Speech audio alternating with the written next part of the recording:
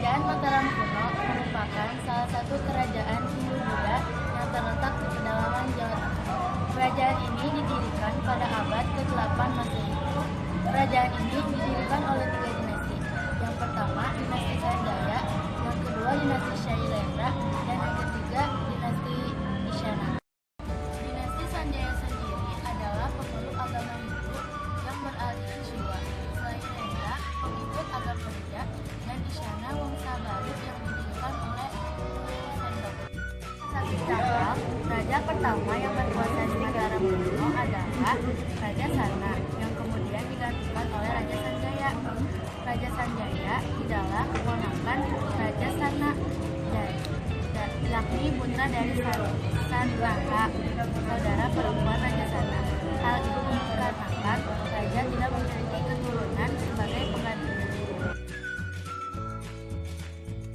Pada masa pemerintahan Sanjaya, pada tahun 711 sampai 746 Masehi, pada saat itu kerajaan Mataram menganut agama Hindu.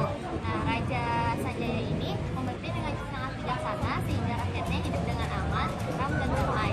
Hal ini sesuai dengan Perintah Canggal yang menyatakan bahwa Pulau Jawa kaya akan padi dan setelah meninggalnya Sanjaya, Mataram dipimpin oleh Penangkaran atau Shailendra pada tahun 746 sampai 784 Masehi. Nah, yang menganut agama Buddha beraliran Mahayana. Pada saat itu agama Hindu dan Buddha berkembang bersama di Mataram kuno. Penganut agama Hindu tinggal di Jawa Tengah bagian utara, sedangkan pengikut agama Buddha berada di bagian selatan. Kemudian Shailendra digantikan oleh Rakai Pikatan. Pada tahun 850, Rakai Pikatan dari keluarga Muda Sanjaya menikah dengan Pramud Kawardhani dari keluarga Shailendra. Hal itu menyebabkan bangsa Sanjaya memerintah Mataram kuno dan berhasil menyingkirkan bangsa Shailendra. Oleh karena itu, pada masa Mataram kuno berhasil disatukan kembali. Wilayah Mataram berkembang sampai Jawa Tengah dan Jawa Timur. Sejak Pikatan, Mataram dikuasai oleh Dyah Baliju pada tahun 898 sampai 910 Masehi.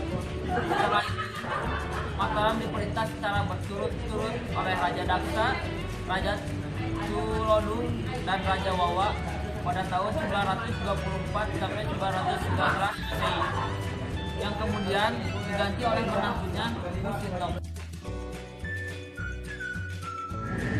Pada masa Kusindok, pusat pemerintahan dipindah dari Jawa Tengah ke Jawa Timur karena di Jawa Tengah terdapat gunung berapi yang meletus yang mengakibatkan kerajaan Mataram hancur. Akhirnya, Kusindok mendirikan dinasti baru yang bernama Isyana. Setelah Kusindok, Mataram dipegang oleh Dharmawangsa, yaitu Cicit Kusindok, yang memerintah dari tahun 990 sampai 1016. Pada masa ini, Mataram kuno diserang oleh Sriwijaya atas dasar balas dendam Sriwijaya sejak Mataram dipegang oleh Rakai Pikatan. Akhirnya, pada tahun 1016, Dharmawangsa meninggal di tangan Sriwijaya. Berakhirlah kerajaan Mataram kuno. Untuk peninggalan Mataram kuno ialah 1. Candi Sewu, 2. Candi Borobudur, 3. Candi Bendut, 4. Candi Pawon, 5. Candi Pujadewa, 6. Candi Arjuna, 7 dan yang ke-7 adalah Candi Sesar, Candi Semar maksudnya. Peninggalan Mataram kuno ialah Prasasti Sojomerto, dibuat sekitar abad ke-7, yang menjelaskan bahwa Shailendra ialah penganut agama Buddha. Prasasti Kalasan yang dibuat tahun 778 Masehi berisi tentang seorang raja dinasti Shailendra yang membujuk rantai Panangkaran agar mendirikan bangunan suci untuk Dewi Tara. Dan yang ketiga adalah Prasasti Kurang yang dibuat pada tahun 772 Masehi yang menceritakan tentang pembuatan arca Manjusri sebagai wujud Sang Buddha.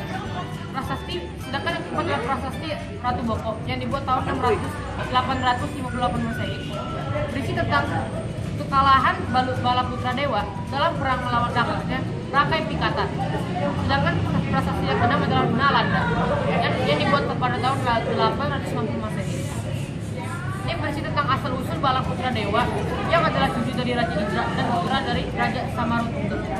Prasasti Canggal dibuat pada tahun 750 Masehi. Ditemukan di Gunung Ukir, desa Canggal. Isinya berupa pembuatan hingga di desa Kunja Prakunja oleh Raja Sanjaya. 7. Prasasti Mancasi yang dibuat tahun 900 Masehi dan 8. Prasasti Wanua Tengah 3 900 Masehi. Dua prasasti ini berisi tentang daftar raja-raja yang pernah memerintah di Indonesia.